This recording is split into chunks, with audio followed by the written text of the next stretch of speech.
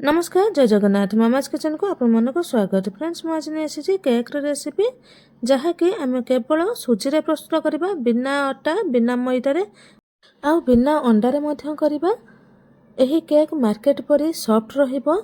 एही केक आपण पिला मानन को टिफिन बॉक्स रे दे परिबे। घर को गेस्ट आसिले मध्य एही केक प्रस्तुत करि परिबे। एही केक रेसिपी भल लगिले लाइक शेयर सब्सक्राइब करेंगे। आसतु प्रस्तुत करबा सुजी केक। सुजी केक प्रस्तुत करने पर प्रथमे मैं गोटे कप सुजी नहीं जाइछि। आपण माने बड़ केक करने चाहिए परिमाण कम बेसी करि परिबे। गोटे कप सुजी को मु एठी ग्राइंडिंग करी नहीं आसी। ग्राइंडिंग कर सारिबा परे देखंतु एही परी रहिबो। पूरा ग्राइंडिंग हबनी, टिके दरदरा हे रहिबो। ग्राइंडिंग कर सारिबा परे गोटे बोल ले मु सुजी को दे देछि। सुजी दे सारिबा परे सेथिरे हाफ कप चीनी पाउडर बा सुगर पाउडर दे देछि। सुगर पाउडर दे सारिबा परे सेथिरे हाफ कप दही दे देछि। दही दे टिके गोळे नेछि। अल्प समय गोळे सारिबा परे सेथिरे मु हाफ कप खीर दे देछि। हाफ कप दही देथिलु, वर्तमान हाफ कप खीर दे देछि। हाफ कप खीर दे गोटे डायरेक्शन ले भलो भाबरे एही बेटर को गोळे नेछि। देखंतु मु जेउ परे गोटे डायरेक्शन ले गोळौछि सेही परे गोटे डायरेक्शन ले गोळे नेबे एही बेटर को।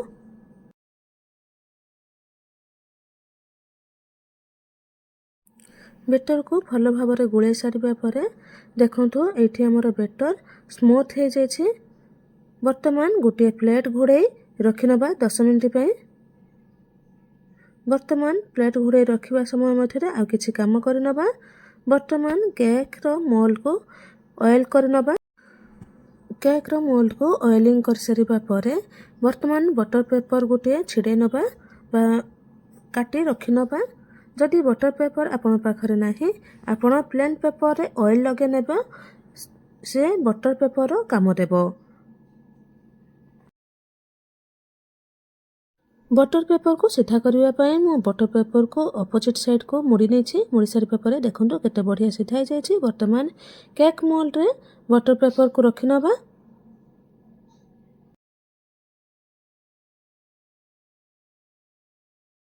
वर्तमान आमर केक प्रस्तुति करिबार पूर्व प्रस्तुति हे गला। वर्तमान आमे केक को देखिनबा बा बेटर को देखिनबा। केक रो बेटर को देखंतु केक रो बेटर टी आमर थिकनेस हे जाय छि ठीके। वर्तमान बेटर रे 2 ରୁ 3 टेबल स्पून ऑयल दे दबा। 1/4 tablespoon baking soda, 1/4 tablespoon baking powder, 1/4 tablespoon vanilla essence दे भलो भाबरे मिसै नबा। गोटे डायरेक्शन ले भलो भाबरे मिसै नबा।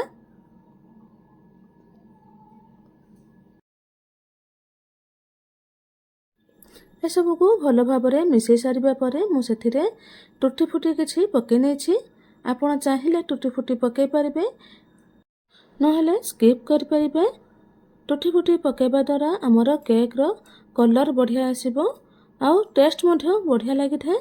आपण चाहिले पके परिबे, नहले स्किप करि परिबे, पूरा ऑप्शनल रही छि। टुटी फुटी को पके सारिबा परे मु भलो भाबरे मिसै नेछि।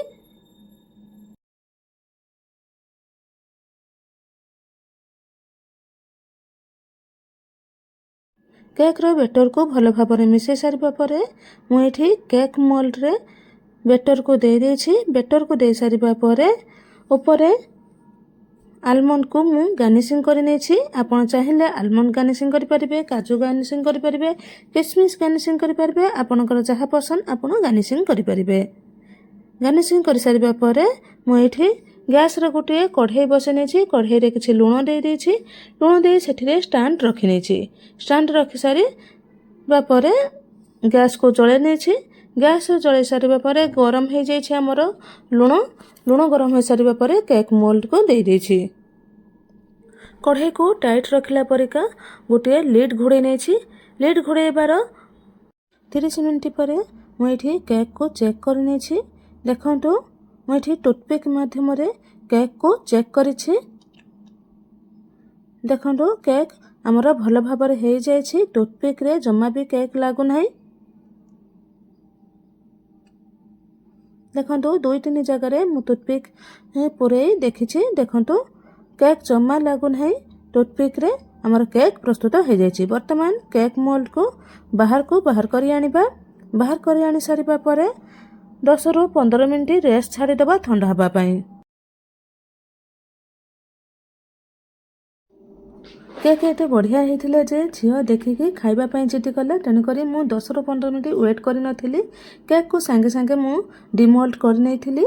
देखो मुझे केक को बाहर करबे बेले टिके भांगी जाइए। आपण केक ठंडा करी केक बाहर करेंगे, संगे संगे करेंगे नहीं, केक भांगी जीवो। देखो केक आमर केते बढ़िया सॉफ्ट है। मुई गरम थिबा अवस्था रे केक को मध्य काटी नहीं थी, तेणुक टिके टिके भांगी जाइए। आपण जमा भी गरम थिबा अवस्था रे केक को काटिबे नहीं, ठंडा हो जाबा परे केक को काटिबे।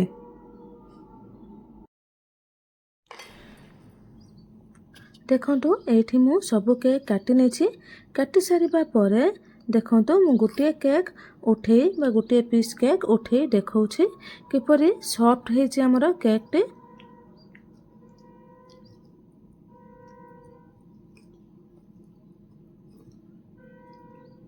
देखो ये हमर केक टे केते सॉफ्ट है। देखो चिपिले पूरा पूरी तुला परी चिपी हो जाउछि। देखो केते सॉफ्ट है। घरे थिबा सामग्री रू जदि एहीपरी सॉफ्ट केक प्रस्तुत हो पारुछि ताहले आबे मार्केट रू काहे किनिबा। एही केक रेसिपीटी देखंतु, घरे बनातु, निजे खातु, समस्त को खुआतु। किपरि लागिला कमेंट रे जणातु। भलो लागिथिले लाइक शेयर सब्सक्राइब करंतु। रहुछि धन्यवाद। जय जगन्नाथ। पुणी थरे देखाबो आउ एक नुआ रेसिपी रे। Till then bye bye.